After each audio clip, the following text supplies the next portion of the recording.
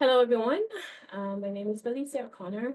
I am one of the admissions advisor for the medical doctor program at the University of Calgary. So we're just going to start off by doing just a quick overview of the admissions program. After which, I'll just open the virtual floor for you guys to students, okay?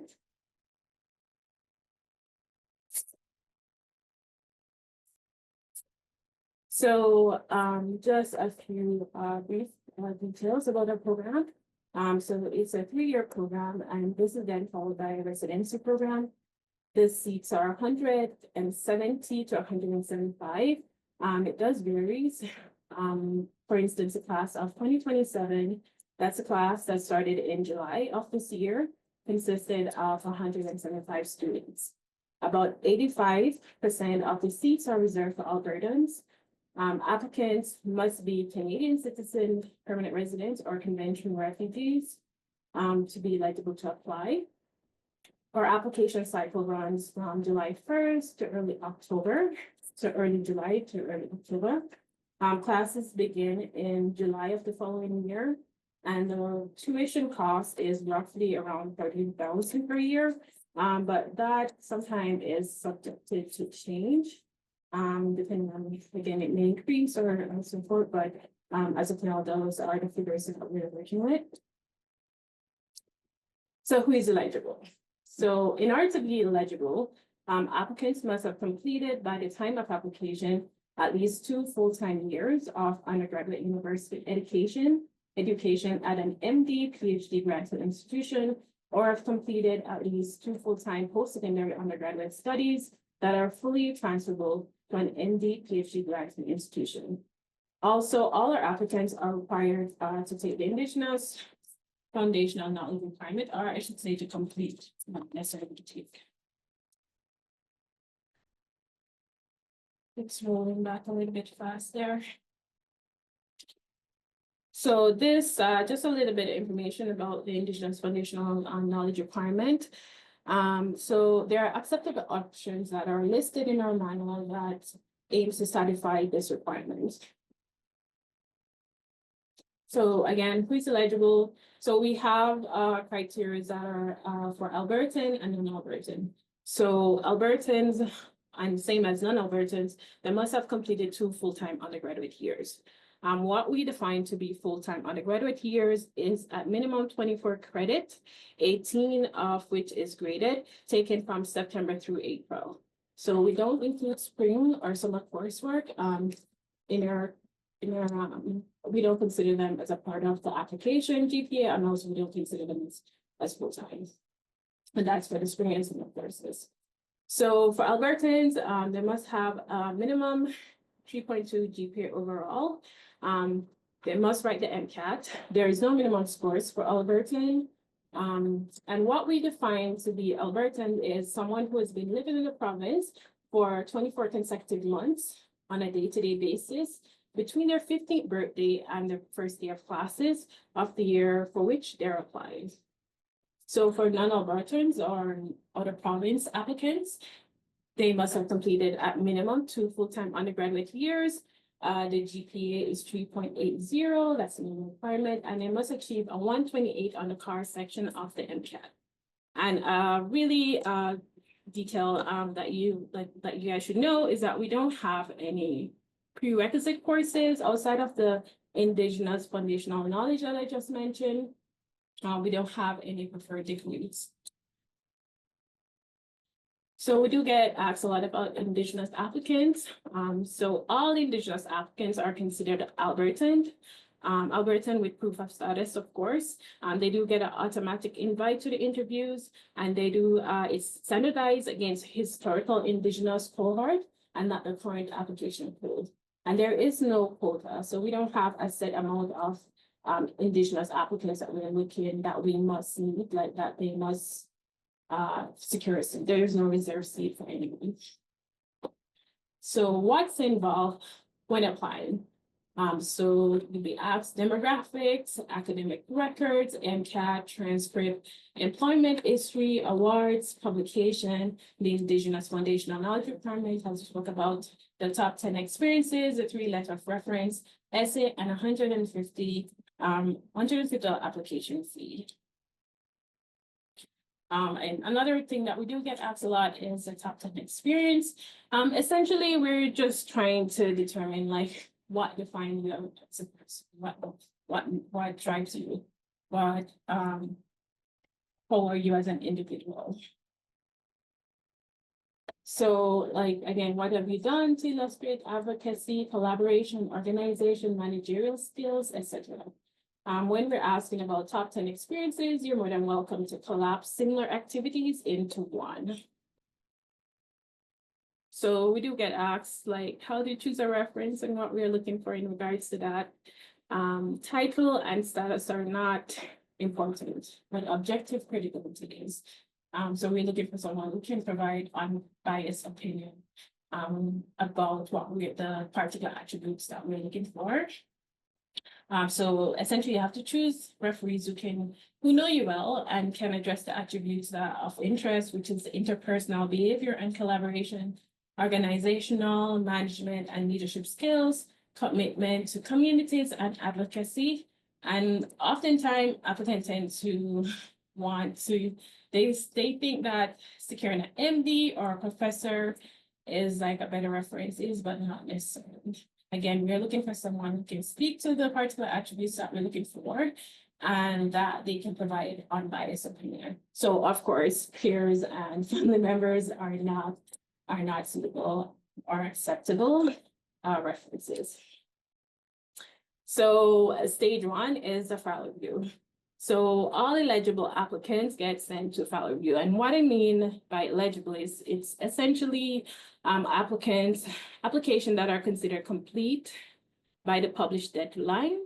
Those are what would be put forward towards initial file review. So each file are reviewed in a holistic manner by our file reviewers. We tend to have 4 reviewers, so from faculty, students, which can be residents or students, community, or allied health. The applicants' academic and non-academic components are weighed equally, and they're scored at each of the 7 attributes. So 20% is allocated to the GPA, 10% is the MCAT score, and 10% for each attribute. So for each attribute now, it's a subjective academic review. So essentially, it's called global assessment of academic merit. So that's the academic attribute in addition to the GPA and MCAT score that we look at, communication skills. So that's a part of the non-academic component, interpersonal skills and collaboration, maturity and insight, commitment to community and advocacy, intellectual curiosity. So that's a part of the academic component. We're looking at your organizational management and leadership attributes. After which, interviews is offered to the top 10, 600 applicants. So stage 2 is the interviews. So we call that MMI, which is multiple mini interviews. So these, they may be virtual or in person. Ever since COVID, we have been doing them. We're doing them virtually. Last cycle was actually in person, and it was a really rewarding experience. They're always held at various times during the end of winter. You essentially can't study. You can't study for the MMI, but you can prepare. MMI workshops that are held through the UC are fine. However, unsanctioned workshop can sometimes be problematic. For example, the ones that run outside of organization or where people who have done them before are being paid.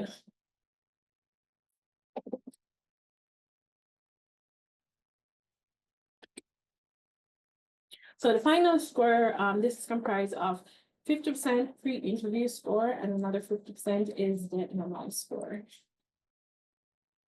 So one of the key message we definitely want to express to high school students, it's not too early to start thinking about med school. You could certainly be eligible after completing 2 full-time years of undergraduate studies. Again, keep in mind what we define to be full-time may differ from what your institution might consider full-time. So I recommend reaching out to us when you're in undergrad, just in case you are unsure and you're interested in pursuing medicine. So we do not consider high school grades, only university education. Oftentimes we do get contacted by prospective applicants and you're like just in grade 8 or grade 9, and they're talking about A levels and so forth. We don't consider these. So a few things to consider. Can you attend undergraduate courses full-time? Definitely plan to excel in a program that you're interested in. Again, there's no preferred degree. There's no prerequisite courses, meaning there's no courses that we say for you to take. However, we do have recommended courses in our manual, but we don't have any prerequisite courses that we essentially require our applicants to take. And as stated before, we don't consider like high school marks. I definitely would recommend that you think about how you can engage in your community. Select something that is important to you, do it, stick to it. So whether it's extracurriculars, volunteering, athletics, arts, and so there is a pathway to the medicine scholarship. So this scholarship is available to grade 12 students to support diversity and underrepresented group throughout Alberta. Of course, first you have to become a UFC student, so it's for graduating high school students. Applies for awards, including the pathway to medicine. Successful applicants will be invited to follow another application process. So if you're interested, just do a quick web search on University of Calgary pathway to medicine to learn more, or just visit the website provided. So we do get asked a lot. Is it hard to get in? It is. It's highly competitive. And just a quick stuff to just put it in context. In 2023 to 2024 application cycle, the last cycle, we received nearly 2,000 applications, with approximately 1,900 was sent to us considered complete and brought forward to the initial file review. And of course, as stated in the beginning of this presentation, we have about 170 to 175 seats. So essentially from the 1,900, there's only 170 to 75, it really varies. Approximately 1,500 of these came from Alberta residents. 600 applicants were offered interview that last cycle. So can someone choose another career and decide that they want to do medicine later? Absolutely. Again, we do have applicants from all different backgrounds that are welcome and are even eligible to apply. So what makes a strong application? I'm almost certain I would get this question. There is no cookie cutter thing. There is no real formula for a successful application. We generally encourage all our applicants to achieve a competitive GPA, PAR scores, demonstrate that they can balance their academic workload with other responsibilities, whether that be family, employment, extracurricular commitment, or community engagement. Being organized, meeting or even exceeding the requirements is definitely a positive. We don't have any feedback for unsuccessful applicants. And it's definitely okay to apply to the cycles. Just please keep like an open, like a very healthy desire to get in and a healthy relationship. Oftentimes when it comes time to send out offers and we have to send a rejection, we do know a lot of applicants are just crushed about that decision, but we don't have any feedback, but just visual try again. So my recommendation, definitely get involved, study something that fascinates you. Again, we don't have any preferred degree, so you can definitely pursue something that's rigorous and that you have interest in. So just in case you decide like medicine, is not the path you want to take, you do have like something that you can fall back on, and you do have something that you really love. And that's definitely a plus. When you're applying, highlight your strengths. Do not embellish. Definitely, we are looking for well-rounded individuals. So this is why some of the stuff that we look for in the application, it definitely help to really focus on that sense. So have a plan B, C, D. Again, it's a highly competitive program. Ensure that you read the manual, be prepared, respect the deadline, do not procrastinate. Oftentimes, applicants who procrastinate, you can almost, or sometimes even the file reviewers can almost detect this in their application, because oftentimes they're rushing, they're missing information and so forth, or they're not answering, or they're not filling out their application to the best of their abilities, because applying, it's not a simple 1, 2, 3. Filling out our application does take time. So definitely stick to the information found in our manual and blog. Generally, word of mouth is not a good way to gather information. So oftentimes we have applicants, they reach out to us and my buddy said this and my buddy said that, but your buddy might be wrong. So just reach out to us for sure if you're unsure of even the information or anything that you do need guidance on. So that's just my information there. You can contact the office or phone number or website or blog and or manual. So this concludes the presentation, after which I'll just open the floor and you guys can ask me any question you might have.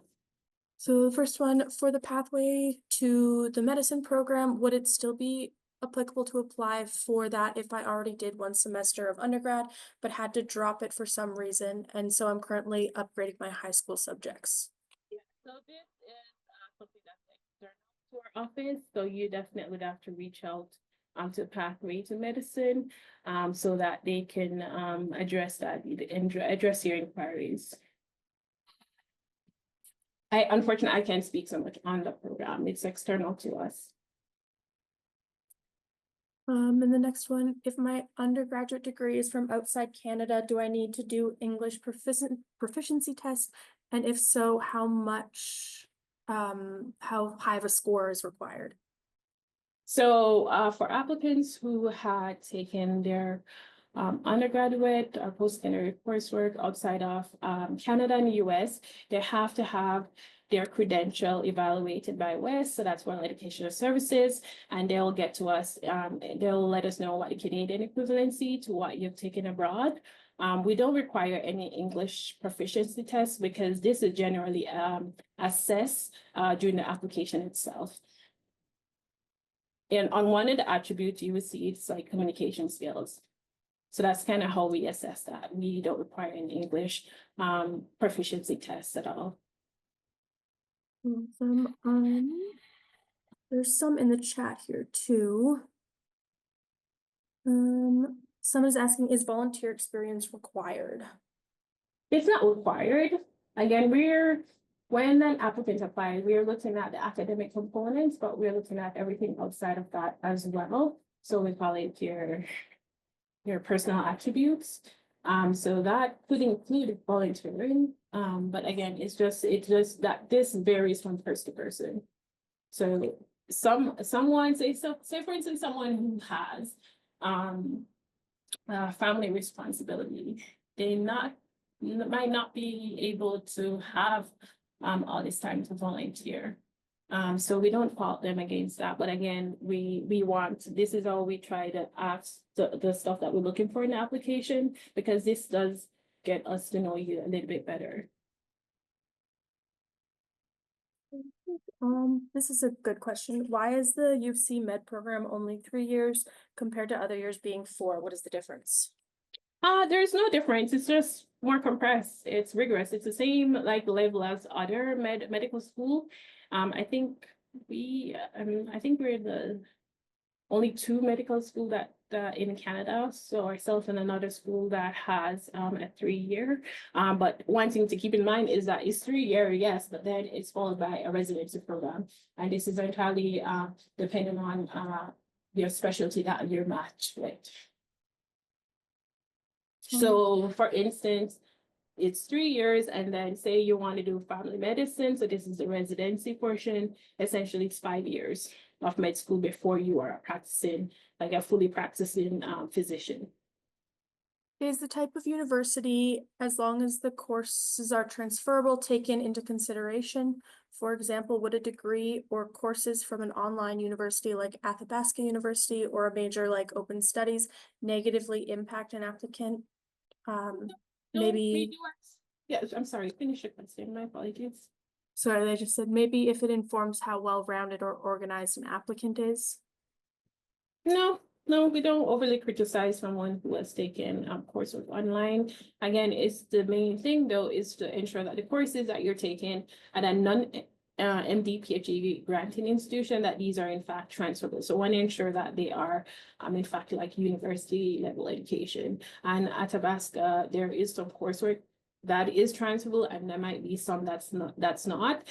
So this is where applicants have to ensure that they do their own due diligence and ensure that the coursework are indeed transferable. Because as I say, we want applicants to have at minimum 2 full-time years.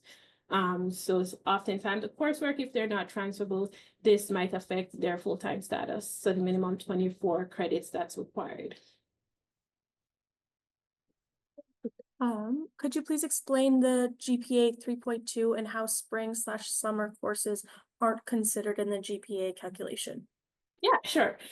So for when it comes to calculating the application GPA, just one thing to put out there, we do look at all full-time years.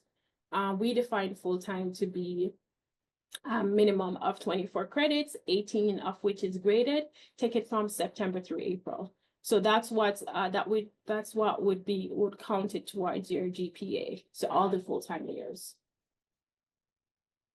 So spring, summer, and part-time years those are not included in the calculation at all. Awesome. I understand that there are 175 seats available for admission and the minimum eligibility percentage is 85%. Could you please provide the current cutoff percentage for securing admission to this program? So it's 85%. So provincially, most of the seats has to go to like Albertan residents. And then the remaining 15 that goes to our out of province applicants. What is applying? I'm sorry, go ahead. No, sorry, go ahead. You had more. No, it's fine. Go ahead. Go ahead. What is applying to multiple cycles? Please explain.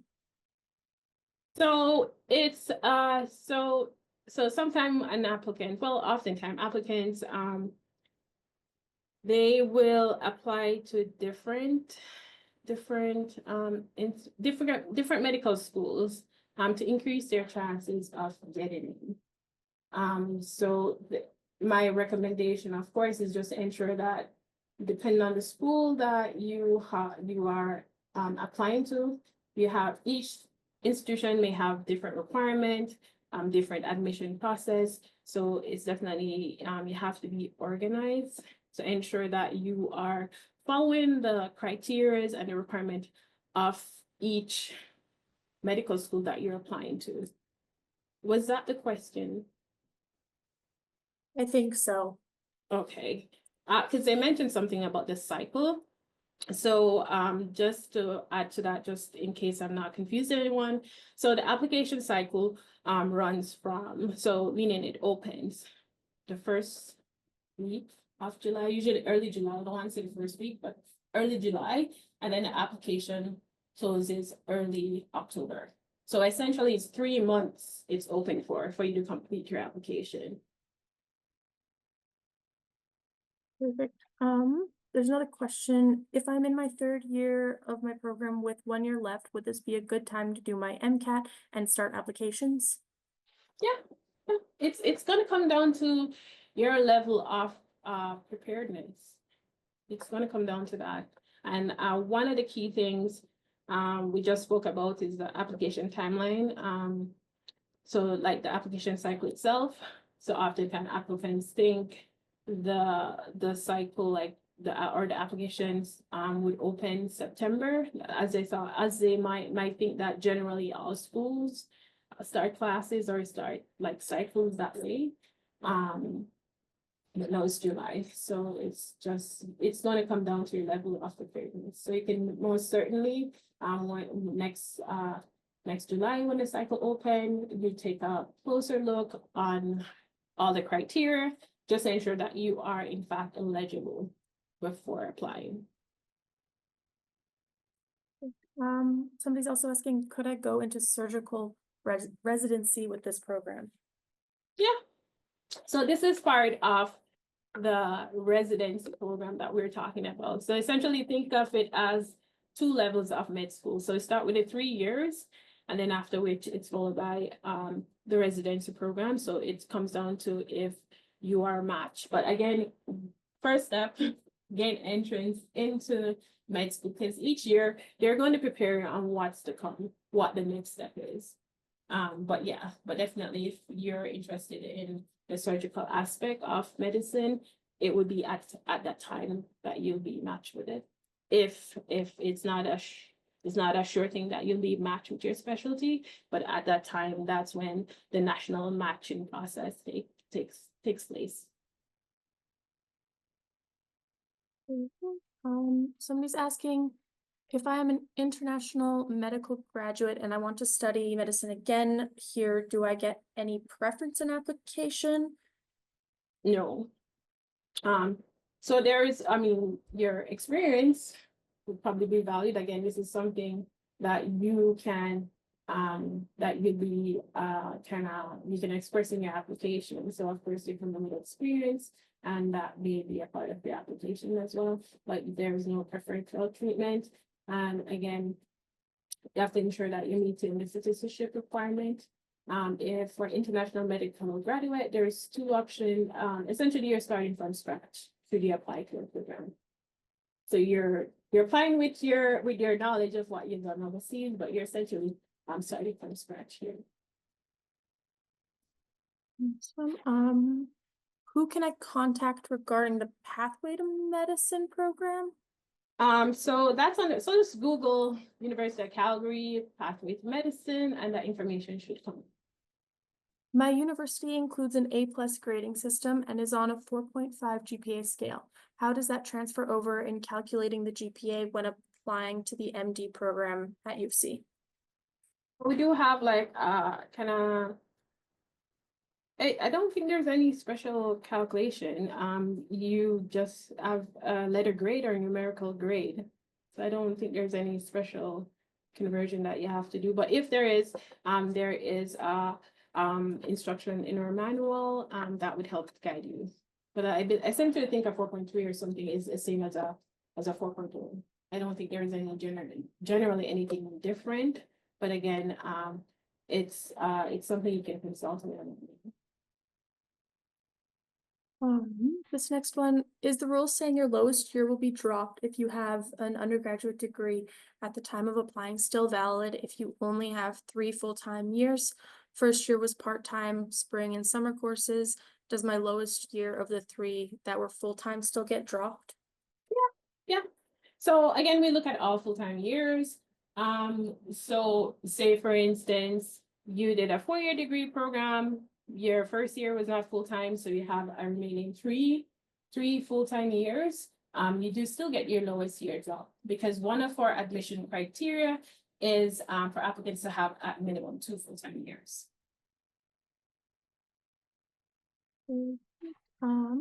If you plan to apply after 2 years of full-time undergraduate, does that mean you start studying for the MCAT beginning 2nd year undergrad?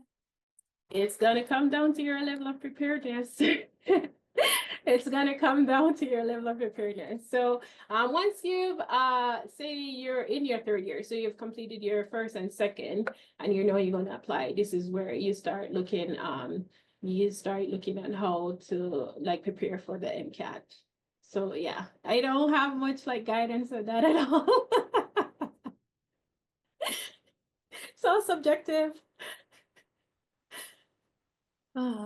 If the deadline to apply is in October, when does the program start for that application group? So it starts July of the following year. So essentially, you can consider it running from July from the time you apply, and then July until like, to know if you gain admission. So the stages, you apply. If your file is completed, you go to that initial file review.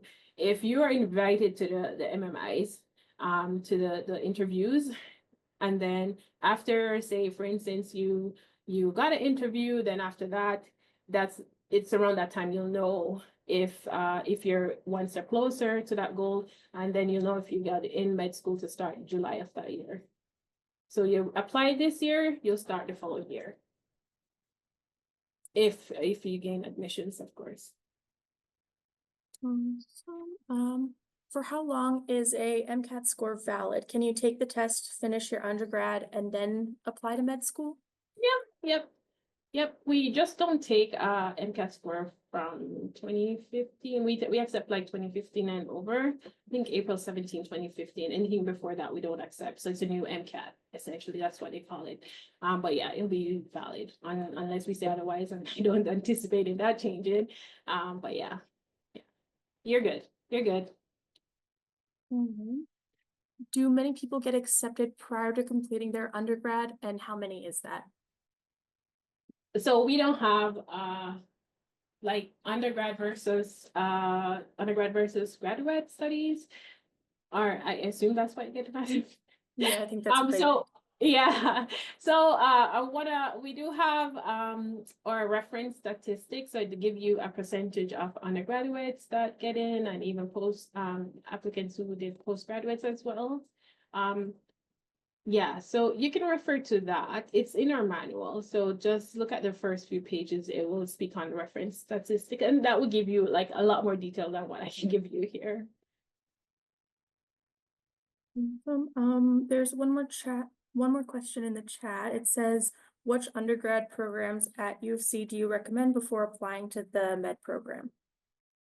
So we don't have any like preferred courses or anything, but however, we do have like our recommended courses that we have in the appendix of our manual.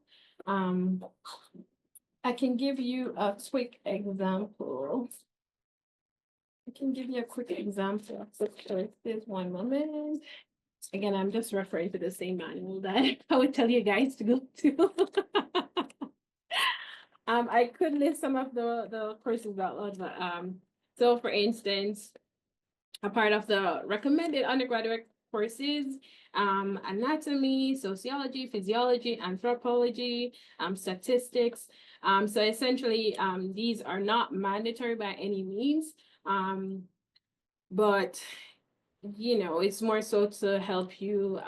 These courses can help prepare you for MCAT, and also provide a bit of a baseline knowledge prior to entering med school, should you gain acceptance in the program for sure. But yeah, refer to Appendix 5 of the manual.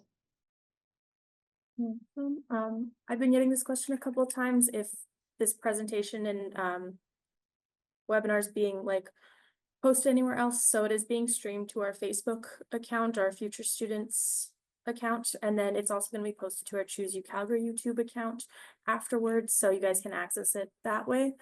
And there's one more question. Do you guys have online MMI workshops?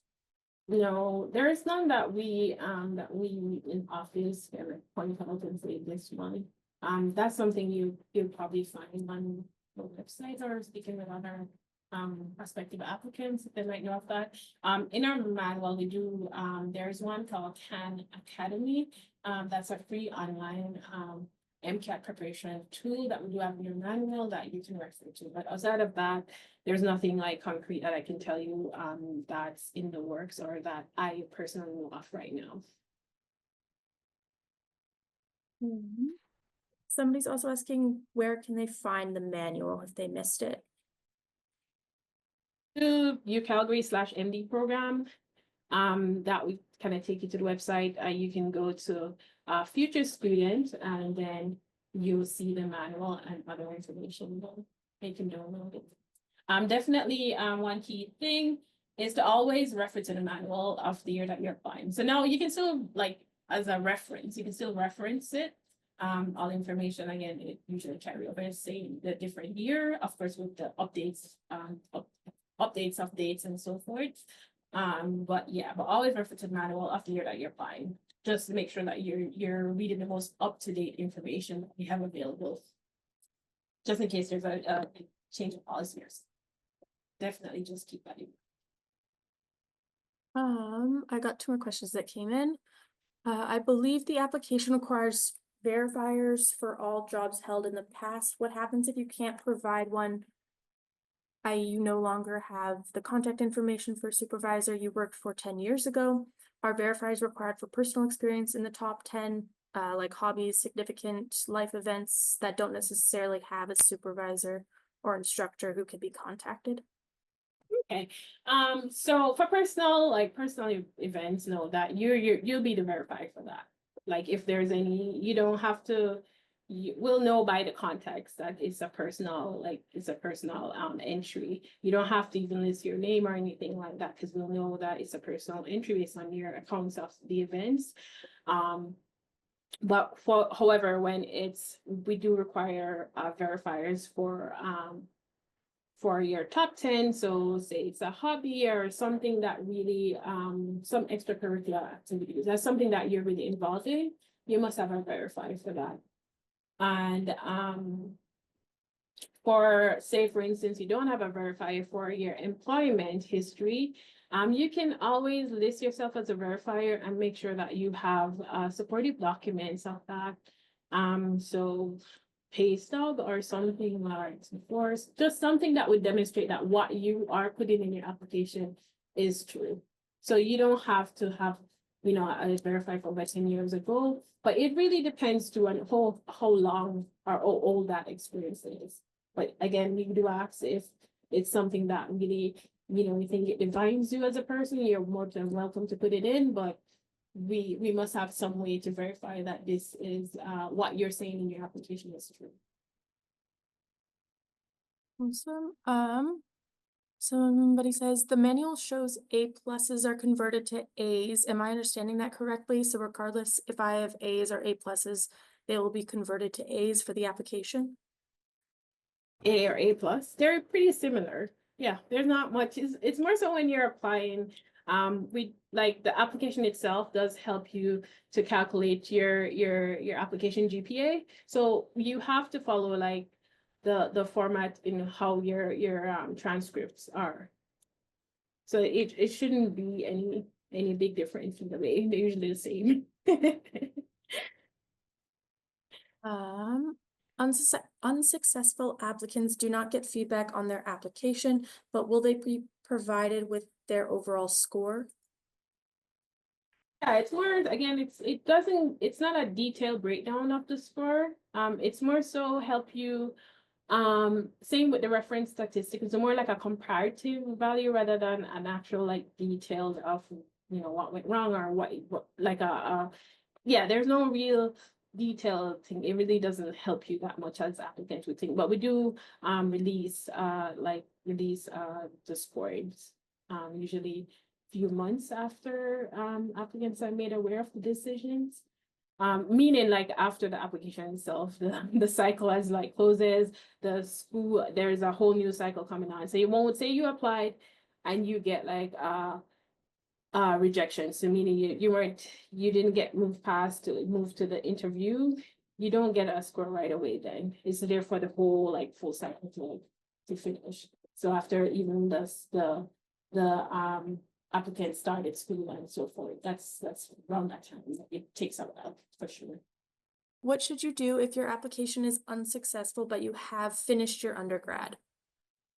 Keep going, try again. Each year you're going up against a different application pool. Keep that in mind. So sometime, applicant may gain, might have had like an interview invite this time around and didn't move on to the next phase or stage. It doesn't mean that next time they apply, could be there a little bit closer, who knows? But again, each year the cycle has changed. So just keep going. As I said, just keep just a healthy desire to get in. It's heartbreaking for us when we have to send out all these, rejection letters and statements or so forth. But yeah, it's heartbreaking, and then we do get a lot of like inquiries. Where did I get wrong? Or but we don't know. We don't know.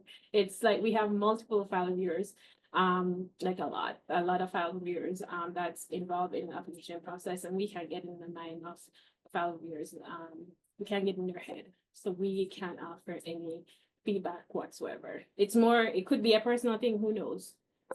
But yeah, unfortunately, we don't have any answers for that. But just keep going. Sometimes it takes a few tries before you really get in, but again, just keep going. Just keep a very healthy balance. Do not beat yourself up.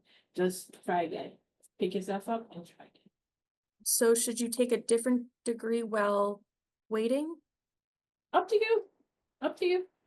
Up to you. There's a part of the application that we do ask that, in the event that you do not get accepted into the program, like what's your plan?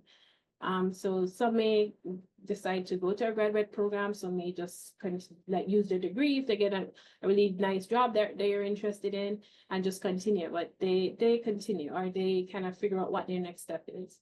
But it's entirely up to that individual. Does the Department of Medicine offer additional information sessions throughout the year? Kind of like this one, and then also there's the open house. They keep usually sometime in October, the date change, but that information is available on the website as well. But that's I myself do like info sessions about the program there. But again, you guys are welcome to reach out to us with any inquiries that you have, and we'll do our best to kind of get it to them and to answer you in a timely manner. We do so, but sometimes it's very busy depending on the stage of the application cycle. And we will definitely notify you if that's the case. That depending on your requirement. Oh yeah. There's one more. Again, for multiple cycles, what do you suggest to be able to organize yourself? I'm not too sure, but I can do my best and answer that. So it's really gonna come down to how many schools you're applying to. So key thing, please make sure that you have a basic understanding of what the timeline is for each medical doctor program, each school that you're applying for, because again, they may differ. Ensure that you have an idea of what their requirements are, the documents or supportive documents that is required to be submitted, and the time frame for those to be submitted. So just I almost would, like, if it was me, I would put everything on a board like this school and list everything, their criteria, just, and you can, of course, you'll know based on what they're asking how close or if you're eligible. But that's just one of the things I personally would do if I was applying to multiple schools. You just need to know, you need to definitely know more about the program that you're applying for, not just it's a medical doctor program. You have to learn the length, the requirement, the admission process, everything. And if you are unsure about anything, reach out to these people and do not wait until last minute, because that's when it's super busy for us. So say like when it comes time to like before October 1st, that was our deadline. We got so many inquiries. And we can't get to them all. So we do give like a cutoff or when we can say we can get to you to this time. Like I think it was September 22nd, I think, for this cycle, that we gave like a timeline that access anything before then, but after that it really gets we might not be able to get back to you on time. But yes, so definitely be organized. Do not be a procrastinator. Please do not be a procrastinator. No, believe it or not, it might affect your application because you're rushing to get everything done. When you're applying, especially to our program, it's open 3 months for a reason. You need time to really invest. You are using your it's $150. That's not cheap by any means. So if you don't even do your basic, like very basic kind of digging into what the program is and what it details and so forth, you're giving that money away. You are giving that money away. So yeah, do not wait to the last minute. Just be very organized and ensure that you are you're knowing what the requirements and so forth of each institution or medical doctor program that you're applying for. I think that goes for any program actually. You want to know what you're applying to. Where can I get good MCAT preparation? Do you offer any?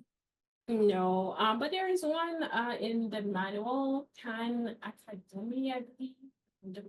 So if you Google www.khan, so KHAN academy.com, I believe, or .ca, you may have some information there. It does provide a free online MCAT preparation tool that could help you prepare. And there might be like forum, but again, just stay away from the unsanctioned like workshops. So you may not have the best information. And even like the MCAT site itself, sometimes they do give you like preparation tool as well. So it might be that information is available, like a few information is available online, but again, just tread very cautiously. Is there a limit on how many times you can apply to the UC Med program during your lifetime? Nope. There's no age limit either. But of course, you don't have to make sure you're meeting all the technical standards, of course. But it's up to you. It's definitely up to you. As long as you can afford it, this is your dream, and you're taking the necessary step to pursue that. That's entirely on you. But yeah, it doesn't matter to us. If you applied to 2 schools, are those that applied to only UFC given preference? It's up to you. It's up to you. When you apply to 2 schools, you're trying to increase your chances of getting into one. So if say you're very lucky if you got offered to both, but it's gonna come down to you to decide which one you want to go to. It's entirely up to you. I might be biased here, but we're really great program. So What is the average age for who is admitted to the program or the applicant? So again, the reference statistics, we have that in our manual. I think it's roughly 25 to something, but I can't recall the exact like figures here. But yeah. But it really varies. To be honest, it varies. We get young applicants, we get mature applicants, it really varies. So it's just depending on that like particular application cycle. But I would wholeheartedly recommend that you do visit our reference statistic that we have in the manual, and that would help you to answer some of the questions about like the age, the GPA and so forth. It'll give it in a very nice context for you to view. Would you know that an applicant was unsuccessful the previous years when they reapply in the current year? No, unless we will probably know if this person applied a few times, but that's again, it has no bearing on the application. It's once you have an account with us, like you'll keep using that account, right? You don't just make a whole different account and shine your file. So essentially in that sense, it's the same you. But to us, it doesn't matter. It doesn't matter. Is there a waiting list? So good question. So when applicants are told that they are given a seat, they'll know then if they're given a seat or if they're on the waiting list. So there is a wait list around that. This is after the MMIs. Like the final scores, after final scores, you'll be notified if you're on the list for sure. Does correspondence with the admissions department affect your application? I.e., if you ask a question that's obviously in the manual, will it take away from your maturity/insight score? No, never, not at all. Like, we prefer applicants to reach out to us. You trust me, you could be saving yourself a whole lot of trouble in the long run. In terms of like, if you're unsure of our particular policy, we are the best person to advise you of that. So no, doesn't matter how many times you're coming to us, we'll tell you where to find the information and make sure that you are being guided on how to complete your application. But no, the only time if your interaction is definitely like a cause for concern, meaning you'll be very verbally abusive to us or to any of our colleagues over the phone, then of course that's cause for concern. There's no need for that or anything like that. But outside of that, like, reach out to us. We encourage it, we prefer it. Reach out to us with any inquiries that you may have. If you were on the wait list and didn't get in, do you have to do the whole application process again the next year? Yes, yep. Each year you have to. So even if you were one step closer, yeah, it doesn't mean you continue like just being on wait list. That's why I say like each year the application cycle changes. So you're going up against a whole different pool of applicants. So you may either get in or you may not get an interview, or you may not even get an invite to the interview if you just attend. It really depends, but no, we don't continue from, we have to start from scratch. Like each year that you apply, you have to start from scratch. That means you have to submit the application. You have to send all your supporting documents. So secure references, especially transcript. You have to send those transcript again. Each time you apply, you have to do it. So essentially you have to do the whole thing again, just to put that out. What is the average accepted GPA? Reference statistics. Go to the reference statistics. Again, it'll give you all that, but like the competitive GPA, now honestly, the competitive GPA is roughly around 3.83 to 3.85 thereabout. That's a competitive GPA. But yeah, again, that information is going to be in the manual. So just click on the reference statistic. That'll give you a general like idea of kind of all those cumulative values that you're looking for. Unfortunately, I don't have like a picture of it in my head, and I don't want to provide the wrong information here. I have a general thing, but I don't want anybody to quote me. Best thing, just consult with the reference statistics that's online. So you can access this again through online. All right, so just my closing remarks. I wish you guys all the best in your endeavors. Thank you so much for joining us today. And I hope you found this informative. Again, reach out to us if you have any further questions. And thank you for having me.